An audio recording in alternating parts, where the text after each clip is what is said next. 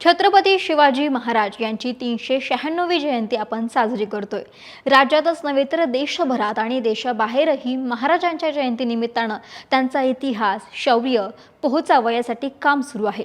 पण असं असताना दुसरीकडे मात्र छत्रपती शिवाजी महाराज आणि राजमाता जिजाऊ यांचा कथित अवमान केला त्या प्रशांत कोरडकर याच्यावरती गुन्हा दाखल होऊन 1 वर्ष झाले, परंतु अद्यापही चार्जशीट मात्र दाखल झालेला नाही।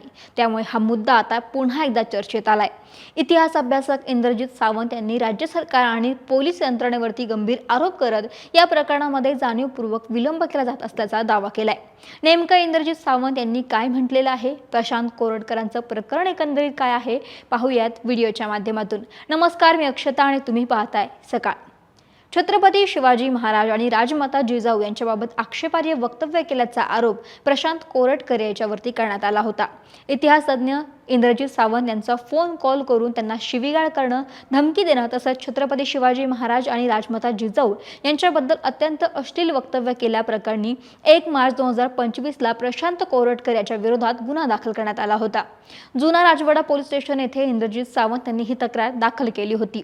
यानंतर प्रशांत कोरडकरने त्याला वाचवण्यासाठी सरकारमधील एक लॉबी आणि कट्टरवादी विचारधारा असल्याचा आरोप यावेळी झाला होता आणि संपूर्ण महाराष्ट्रात कोरडकर विरोधामध्ये संतापाची लाट उसळली होती।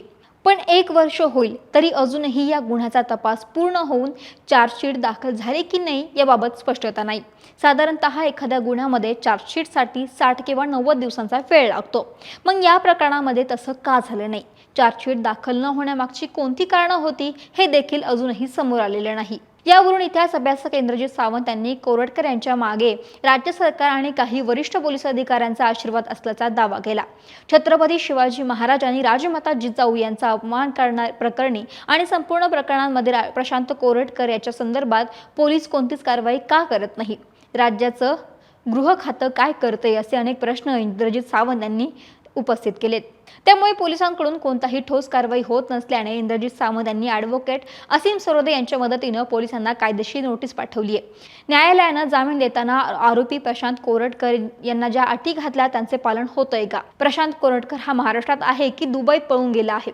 असे प्रश्न सुद्धा इंद्रजित सावंत यांनी नोटीसमधून उपस्थित केलेले आहे। एवढंच नाही, पोलीस जर प्रामाणिक व पारदर्शक भूमिकेतून तपास करण्याची त्यांची कायदेशीर जबाबदारी पाळत नसतील तर आम्हाला न्यायालयामध्ये दाद मागावी लागेल असे इंद्रजित सावंत यांचे वकील ॲडव्होकेट असीम सरोदे म्हणाले। त्यामुळे आता या प्रकरणामध्ये काय होतंय, पोलिसांना पाठवलेल्या नोटीसनंतरही चार्जशीट दाखल होते की नाही हे पाहणं महत्त्वाचं असेल।